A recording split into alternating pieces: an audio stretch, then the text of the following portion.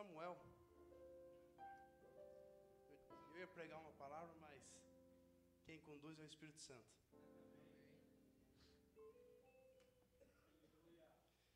1 Samuel,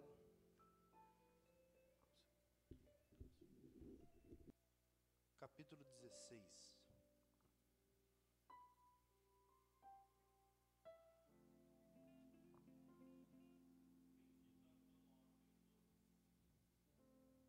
Glória a Deus. Diz assim a palavra do Senhor. Então disse o Senhor a Samuel: até quando terá dó de Saul, havendo eu o rejeitado, para que não reine sobre Israel? Enche o teu vaso de azeite e vem, enviar-te-ei a Jessé, o belemita, porque dentre os filhos eu tenho promovido um rei. Porém disse Samuel: como irei eu? Pois ouvindo Saul me matará.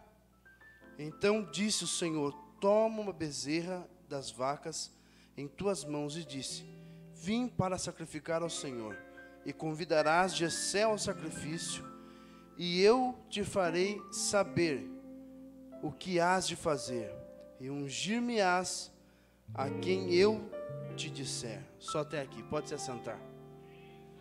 Senhor, o Senhor me trouxe aqui para falar a tua palavra, que não seja nada de mim, mas que seja o Senhor falando através da minha boca. Eu não tenho nada a oferecer, mas a tua palavra diz que a tua palavra, ela produz o fruto a qual ela vai ser enviada. Ó Deus amado, eu te peço que ninguém saia daqui de mãos vazias, pelo contrário, saia com os seus celeiros transbordantes, os seus lagares, que eles saiam daqui, Deus amado, ainda mais felizes do que eles já são, pela autoridade que é no nome de Jesus. Amém? Uma história bem conhecida, né? Quando Deus chama Davi a rei, é uma das palavras que Deus tem me tratado. Eu ia falar sobre outra palavra, dizendo que eu e minha casa serviríamos ao Senhor, mas esse último louvor me levou a isso. Samuel recebe uma ordem de Deus. Voltando um pouquinho à história, quando Saul foi ungido a rei, ele foi ungido a rei por um desespero do povo. Porque o povo já estava começando a se tornar uma nação. Só que o povo não estava querendo mais que Samuel fosse juiz, porque não existia rei naquela época. E Samuel julgava o povo. Só que o povo pedia para Samuel: precisamos de um rei. Precisamos de ter alguém que a gente olhe, a gente se espelhe nele. Um homem a qual se destaque no meio da multidão. E a palavra do Senhor vem dizendo que Saul, dentre todos os homens de Israel, ele se destacava pela sua altura, pela sua fisionomia, pela sua estatura. Então ele era um homem que tinha tudo para ser um grande rei. O pastor Márcio sempre diz que há duas vontades de Deus: a permissiva e a ativa. E essa foi uma vontade permissiva de Deus. Deus permitiu que Samuel ungisse Saul como rei.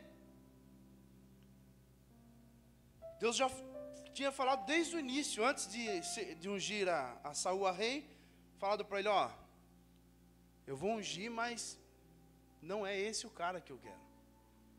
Sabe quando um pai fala para o filho assim: eu vou te dar esse presente, mas não era esse aqui, eu tinha um presente melhor para você? Era Deus falando com Samuel sobre isso. Saul até começou bem. Começou a sua trajetória construindo altares para o Senhor, sacrificando a Deus. Só que chegou um tempo que Saul falou assim: Deus, fica aqui do lado um pouquinho, que agora eu vou assumir o meu trono, que agora eu sou o rei, agora eu posso ir com as minhas forças. E quantas vezes não é assim na nossa vida? Nós conquistamos, batalhamos, mas na hora que nós conquistamos, nós falamos assim: eu conquistei pela minha força. É o que eu costumo dizer lá na igreja. nós esquecemos de vir contar o testemunho. Isso é entregar a honra para Deus. Porque através do seu testemunho, as vidas irão ser edificadas. Através do seu testemunho. Mas a honra que você vai dar, a glória que você vai dar é para Ele. Deus, Ele pode até te honrar, mas a glória tem que ser para Ele. E Saul, chegou um tempo que ele se esqueceu disso. Ele achou que ele era o bambambam, que ele era um tal. Aí até um certo ponto que Deus olha para Samuel e fala assim: ei Samuel, basta, chega. Até que eu permiti que ele fosse rei. Eu já tenho, a palavra é bem clara em citar que já tenho tirado ele. Eu já não quero mais ele como rei de Israel. E o mais interessante desse texto aqui, eu acho engraçado que Deus fala com Samuel assim: Samuel, ó, você vai lá até Belém, na casa de Jessé, só que não fala quem. Deus dá o nome do pai, Deus dá um endereço, mas não fala quem. Já parou para analisar isso aqui? Quantas vezes Deus promete, Deus fala, Deus usa profetas para falar assim: ei minha serva, ei meu servo, eu vou te exaltar. Só que Deus não fala o tempo. E às vezes a gente se desespera à toa. Entenda uma coisa. Os discípulos estavam no barco, não estavam? Mas qual foi a palavra de Jesus? Passemo-nos para o outro lado. Foi um pedido de Jesus? Não. Foi uma ordem. Nós vamos passar para o outro lado. Só que Jesus não falou que ia ter uma tempestade no meio do caminho.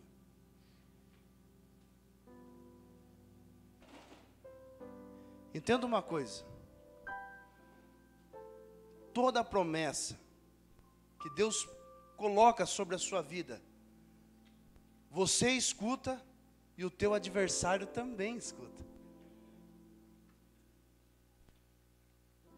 Às vezes você se pergunta assim: por que estou passando por isso? Por que essa prova está tão difícil? Por que essa dificuldade para me receber? O Senhor prometeu, Senhor. O Senhor falou para a minha vida que eu ia ser isso. Mas eu chego na igreja, eu recebo uma palavra do Senhor, mas eu chego na minha casa, a situação está totalmente diferente, está totalmente ao contrário. Mas a palavra do Senhor fala assim que é melhor obedecer do que sacrificar. A palavra do Senhor fala assim que Deus, Ele não abençoa a gente por merecimento. Pelo contrário, Ele nos abençoa pela sua palavra, porque a palavra dele não pode voltar. Se a palavra sai daqui, tenha certeza que a palavra vai cumprir na sua vida, porque não é homem que está falando, é Deus que está falando, para que vai se cumprir na sua vida, porque Deus, Ele se compromete com a sua palavra. Eu vejo, antigamente, né, o meu avô falava que tirava o bigode, né, e valia a palavra.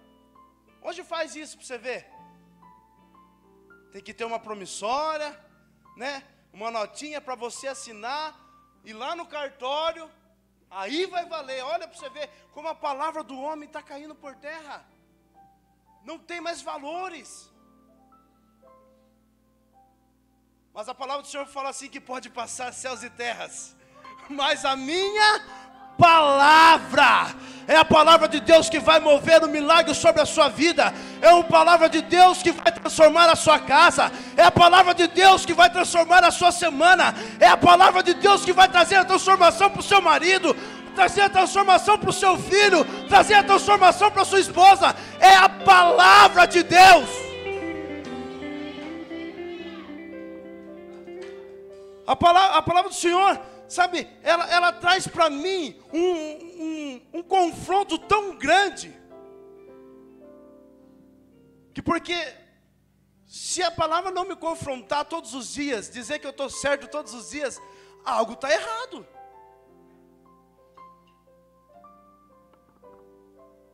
Paulo, que é Paulo, chega um momento que ele fala assim: Senhor, eu não sou digno. Eu não sou digno. Mas tem um texto que ele fala assim: sede meus imitadores, assim como eu tenho imitado a Cristo.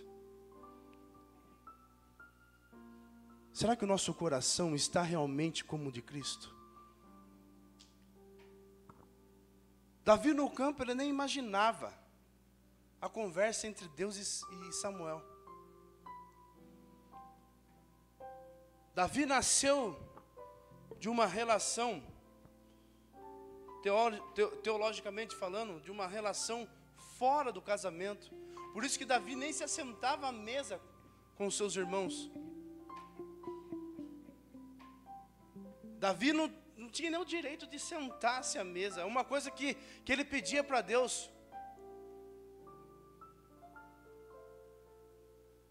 Davi achava que nascia assim, crescia assim, vou morrer assim. Só falta falar Gabriela.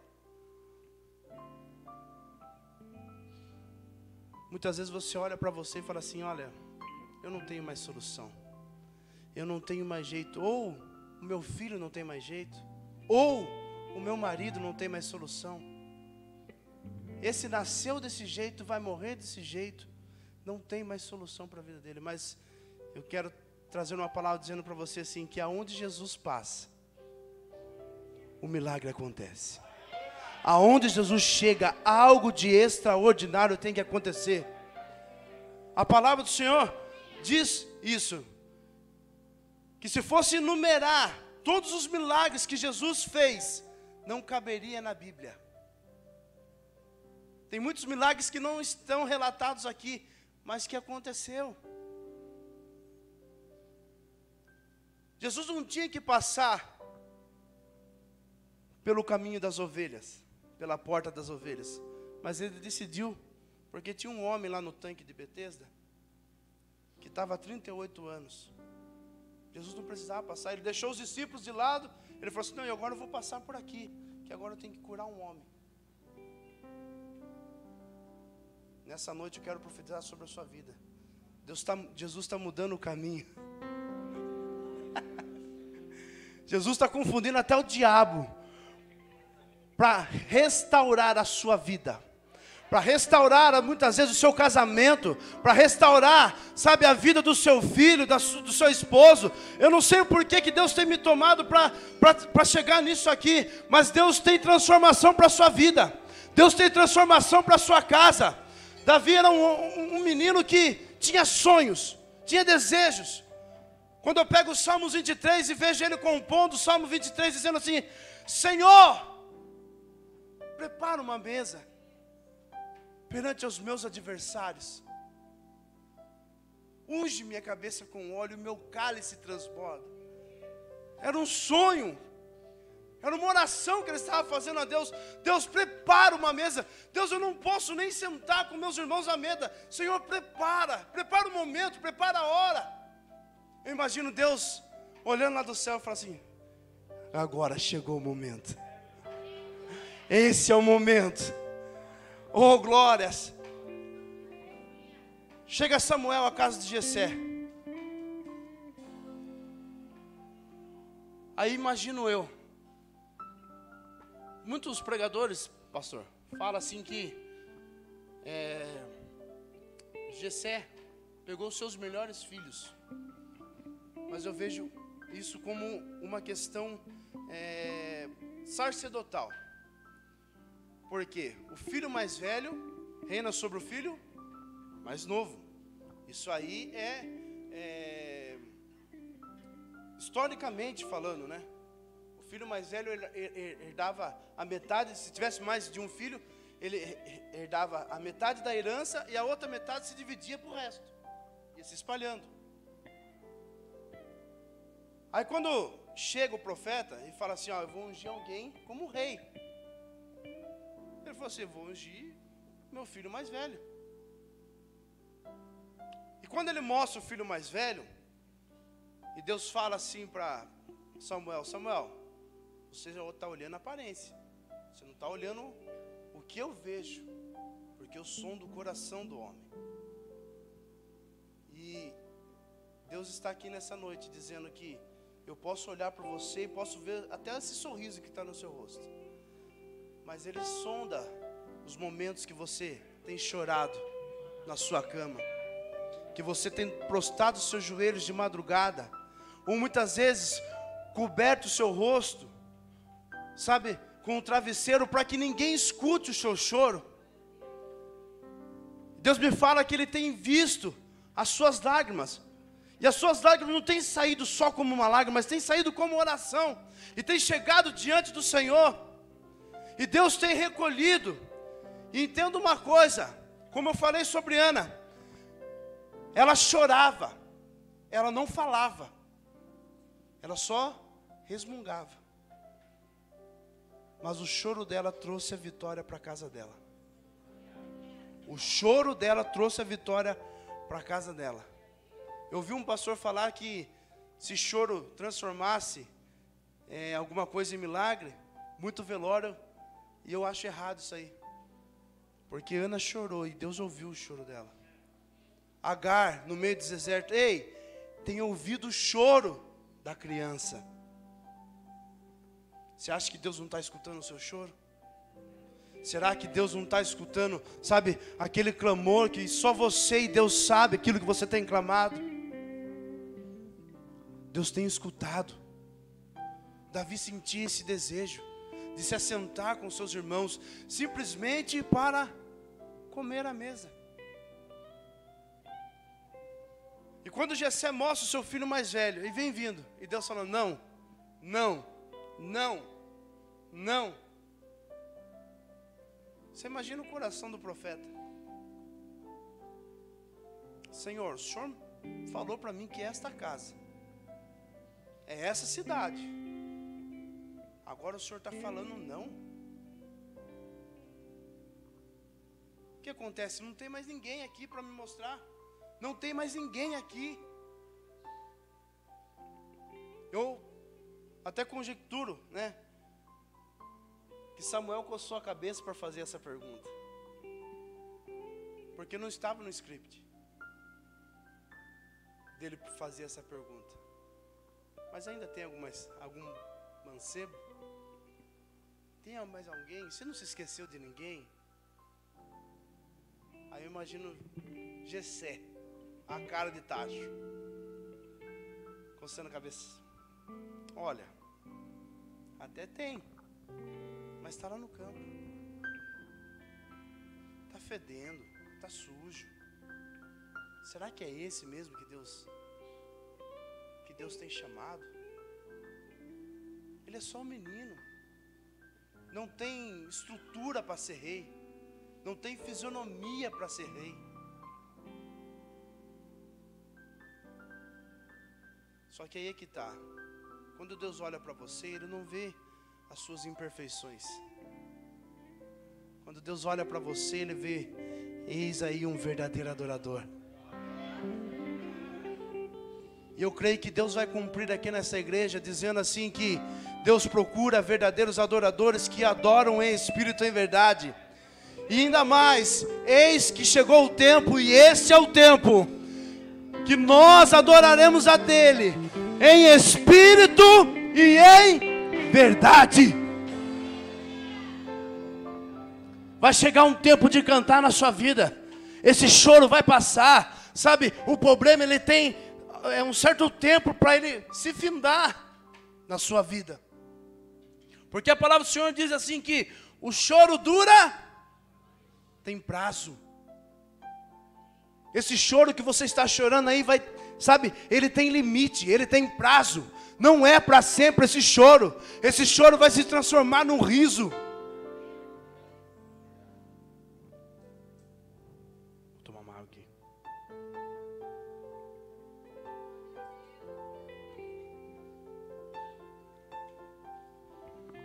Esse choro ele tem prazo. O choro ele dura uma noite, mas o amanhã, o amanhã de Deus está chegando sobre a sua vida. O amanhã de Deus está chegando sobre a sua casa. Eu não sei como está lá no seu serviço. Eu não sei como está a sua casa, se está uma bagunça, mas o amanhã de Deus, vai, sabe, trazer para a sua vida o refrigério. O amanhã de Deus vai trazer para a sua vida coisas novas. Eu sempre digo lá na igreja que toda manhã Deus faz assim, ó, dá uma folha em branco. Agora chegou o momento de você começar a escrever a sua história. Esse momento de tristeza, ó, Deus está fazendo assim, ó. Chega de sofrer, chega de chorar, chega de viver o passado, chega de colocar empecilhos para aquilo que Deus tem para a sua vida. E quando Davi chega a casa, eu imagino até com uma surpresa, seus irmãos todos de pé. Aí quando ele vai se assentar, Samuel pega e derrama. Aí eu imagino Deus, isso aqui é conjectura minha, tá? Eu imagino Deus falando assim, ó, tá vendo aquilo que você pediu para mim lá? Agora eu estou cumprindo sobre a sua vida. Você vai voltar a se sentar com seus irmãos. Primeira honra que Deus trouxe para Davi foi dentro da sua casa.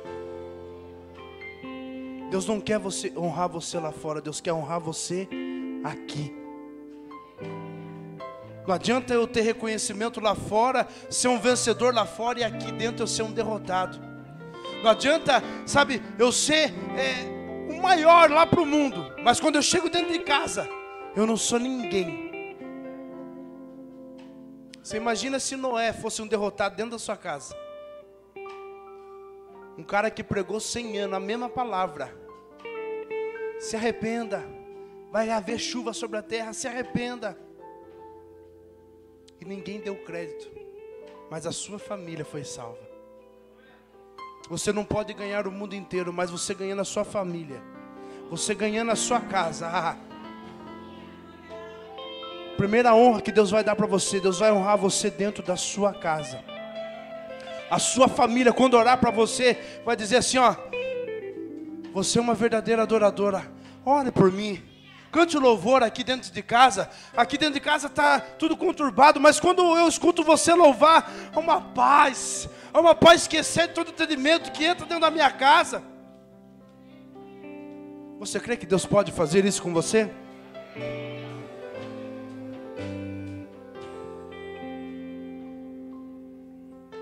Davi se assenta à mesa.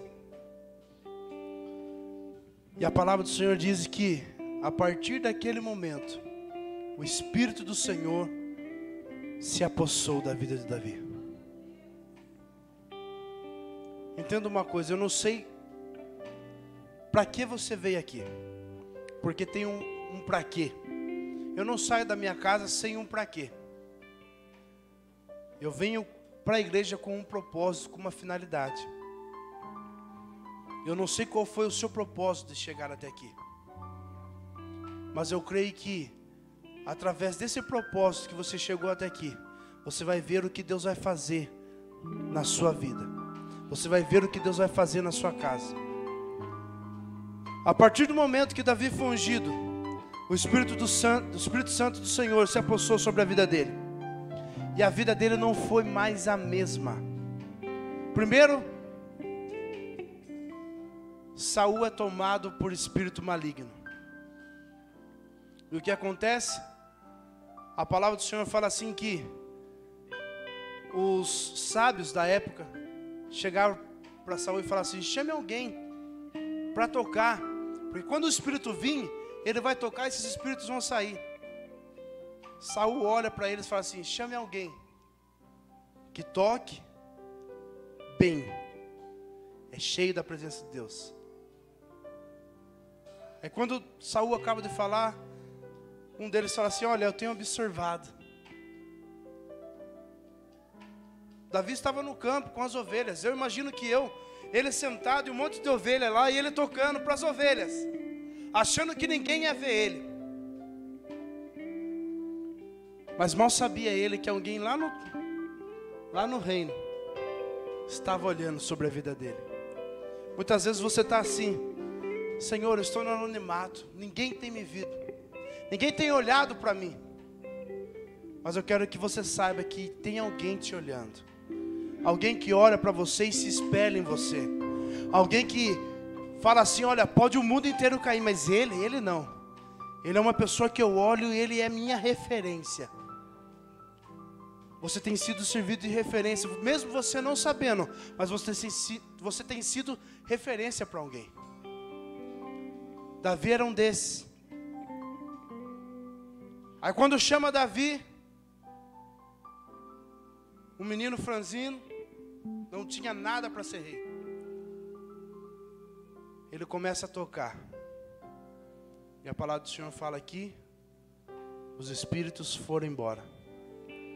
Aí quando Saul olha para ele, Saul vê graça nele. Você imagina o caminho de Davi até chegar ao trono. Porque Davi não pertencia a um trono. Aí Deus fala assim: ó, você vai chegar ao trono, mas você vai percorrer um caminho. Davi tem a maior escola de rei do mundo, porque ele estava ao lado do rei. Ele comia com o rei. Eu não sei aonde você tem andado, mas Deus vai mudar o seu patamar. O seu patamar vai começar a se elevar. Se você comia com as ovelhas, você não vai comer mais. Você vai começar a sentar com o rei. Você vai começar a comer com o rei. Para você chegar aonde Deus quer que você chegue. Davi era... O que Deus tinha preparado para Davi era o trono. E como que ele ia chegar sem saber nada, sem ter etiqueta, né? Davi teve etiqueta, teve aulinha de etiqueta. É como nós estávamos recebendo uma palavra: não adianta eu querer, eu quero sair pregar pelo mundo, aí já foi tirar seu passaporte. A gente tem que ser ousado. A gente tem que ser ousado. Nós somos filhos de Deus. Nós pertencemos a um Deus que pode todas as coisas. Aí eu quero, mas eu não faço.